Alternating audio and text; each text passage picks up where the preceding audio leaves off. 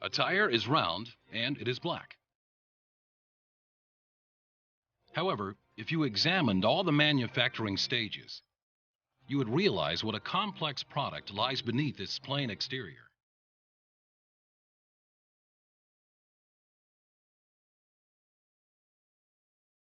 In actual fact, leaving the natural and synthetic rubbers aside, more than 200 different materials are combined to manufacture the tire that we know so well.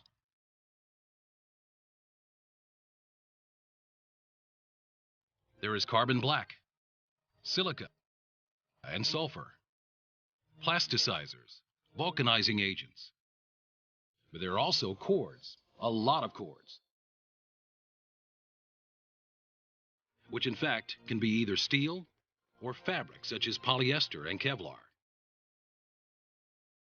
These different raw materials are used to produce a wide variety of components. Flat or profile products, steel cord or fabric plies, and also bead wire. These components give the tire its elastic properties, ensure its resistance to wear, provide adhesion, and determine its service life. It all begins on the tire building drum, which is a rotating cylinder with a flexible center so that its edges can be brought closer to each other. You'll see why in a minute. A thin, perfectly airtight sheet of synthetic rubber must first be laid down on the drum.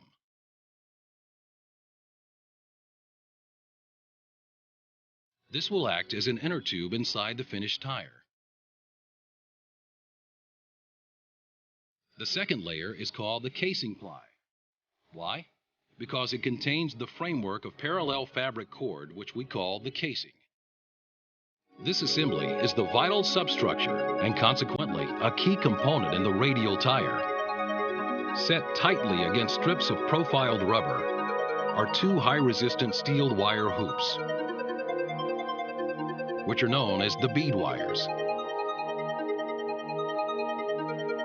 They hold the tire firmly on its rim.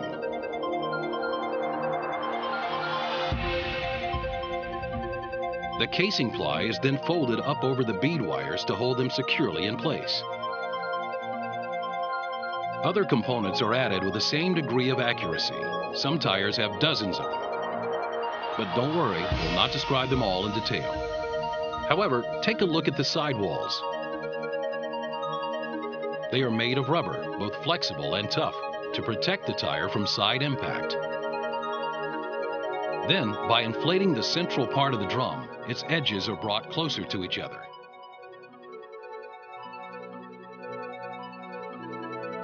The tire is shaped. The reinforcing tread plies providing directional stability and mechanical resistance have yet to be added.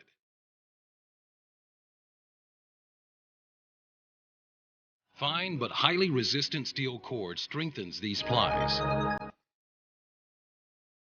Being laid crosswise to the casing ply, it forms shape-retaining triangles.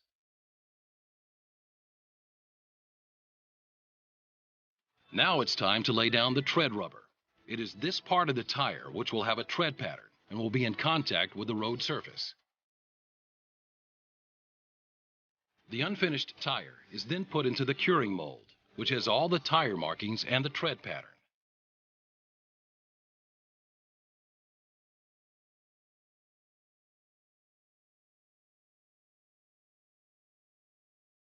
A curing bladder filled with hot pressurized water forces the rubber back into the mold cavities. The hot water and steam around the mold start the curing process. This curing, or vulcanization, chemically bonds the rubber compounds to the steel and fabric cord reinforcement components. During this chemical reaction, the tire goes from a plastic to an elastic state. Sometime later, the transformation is complete and the tire emerges from its metal shell. The tire has been given its final features and finished shape. Michelin, a better way forward.